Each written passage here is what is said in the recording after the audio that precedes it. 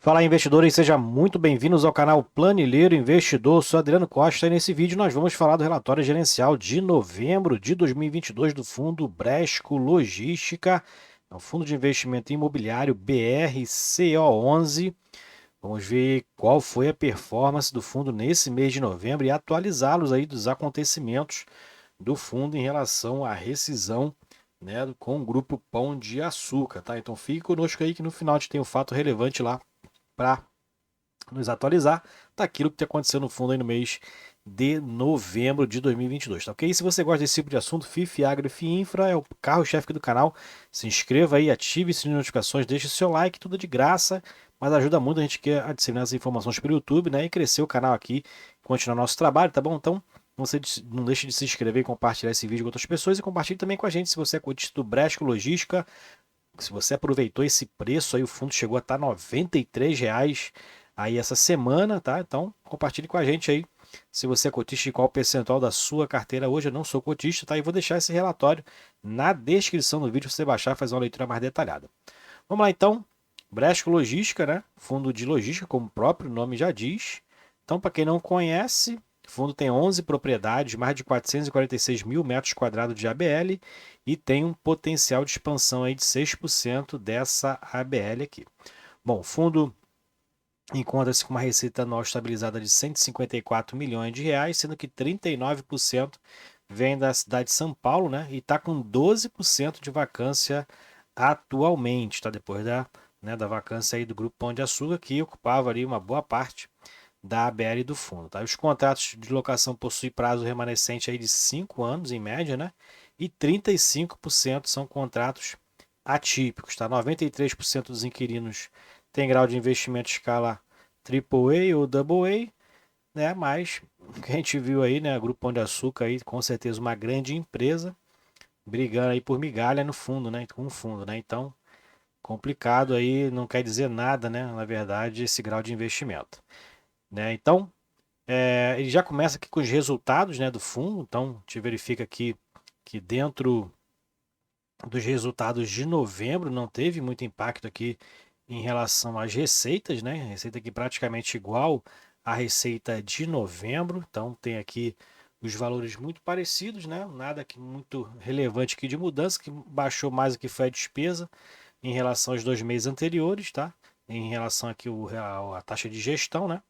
E o fundo teve aí um lucro de caixa de quase 11 milhões de reais, inclusive melhor do que outubro, tá? E teve um ajuste aí na distribuição, então o fundo fez uma reserva de 642 mil e distribuiu 10 milhões 345 mil, correspondendo aqui a 94,2% do resultado de caixa de novembro. Aí você me pergunta, né? Ué, mas ele não é obrigado a distribuir 95% do resultado de caixa? Sim, mas no fechamento do semestre, né? É 95% do resultado de caixa do semestre. Então, no semestre, né, ele pode estar alcançando aqui, pode estar até agora, nesse momento, em novembro, abaixo dos 95, mas quando chegar ao fechamento do semestre, ele tem que equacionar com, no mínimo, uma distribuição de 95% do resultado de caixa. Em 2022, ele distribuiu a 94,1% do lucro de caixa, tá? Então, essas são aí essas características em relação ao resultado. Bom, algumas informações gerais do fundo aqui que a gente não falou, né? O fundo que tem o código de negociação na bolsa BRCA11, mais de 14 milhões e 700 mil cotas emitidas, um patrimônio de 1,8 praticamente, né? Bilhões de reais, é o que dá aqui, ó, R$ 121,50 por cota, é o valor da cota patrimonial, tá? E no encerramento de novembro ele estava cotado a 99,70, que já estava com um belo desconto, né? Chegou a estar 93 aí nessas ontem, dia 20 de dezembro, tá? Valor de mercado aqui 1,4, quase 1,5 bilhão de reais. Gestor é a Bresco Gestão, que tem uma taxa de gestão cobrada aí de 1% ao ano e uma taxa de performance de 20% do que exceder aí o IPCA mais 6%. Esse é o valor cobrado. O administrador é o Oliveira Trust, né, responsável pela parte burocrática, né, administrativa ali. E tem uma taxa aqui escalonada, né, de acordo aqui com o PL, tá? PL acima de 1 bilhão, que é o caso do BRCA11, então está pagando aqui 0,03% ao ano. Formador de mercado é XP Investimento. No mercado secundário, então o fundo Rentabilidade total do fundo desde o IPO 20,9%, né? Não é melhor por conta aqui do valor de mercado, como a gente vê que está muito abaixo do valor patrimonial. E FIX, nesse mesmo período aí que o fundo tem, ele está negativo em 1,7%, né? Como a gente verifica, o fundo tem um valor total aqui, volume negociado desde o IPO, né? O volume médio de 2,7 milhões por dia, né? A base de cotistas já ultrapassou 108 mil cotistas, 15 vezes desde do IPO. E a representação na composição da carteira teórica do IFIX é de aproximadamente 1,4% do índice. E aqui é todo histórico, né? Desde dezembro de 2019, né? Quando o fundo fez aí o término do IPO. O fundo já chegou a estar cotado em fechamento de mês aqui, ó, de janeiro, R$ 149,50. E o menor valor aqui foi a 86, né? R$ 86 foi o valor aqui do fundo ali aproximadamente no final de 2021. Novembro, né, dezembro de 2021, teve uma queda muito grande, muito monstruosa aí dos fundos, né? Muitos chegaram a esse preço aí, 80, R$ 85. Bom, dentro da rentabilidade a gente verifica que o fundo rendimento anunciado mensal em novembro foi linearizado, né? Mesma coisa aqui de setembro e novembro, o fundo mantendo ali distribuição em torno de 70 centavos. Vamos ver para o próximo mês, né? Com a redução aí da receita, né? Referente ao imóvel lá do grupo que estava com o grupo Pão de Açúcar. Né? E a rentabilidade no mês de novembro foi negativa, né? A cota caiu bastante aí no mercado, 8,5% negativo, né? Quase o dobro, duas vezes pior do que a carteira teórica do IFIX, que foi de 4,2%. Mais para baixo a gente vê o portfólio, então teve algumas alterações de percentual ainda, poucas aqui, né? Mas teve. Aqui ainda não teve, 59% aqui na cidade de São Paulo, 74% propriedade leste-mar e 39% da receita do fundo vem da cidade de São Paulo, aqui não teve muita alteração. Ainda, né, vai ter para o relatório de dezembro.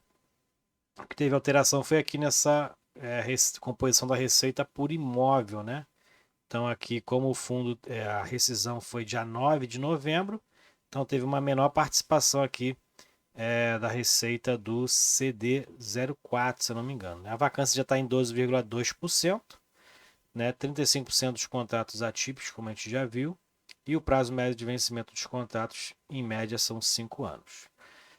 O perfil de contratos do fundo, então típicos é 65%, inclusive o que teve a rescisão agora com o Grupo Pão de Açúcar é um contrato típico, o que pode prejudicar o fundo, né, nessa garantia de recebimento aí, que na verdade o fundo tinha ali uma multa por rescisão, né, que é normal no contrato típico também, e qual seria ali, e teria também um aviso prévio, né, que estava dentro do contrato, estipulava um aviso prévio de 12 meses e o Grupo Pão de Açúcar cumpriu só 2 dias, então ele tem que pagar também o aviso prévio.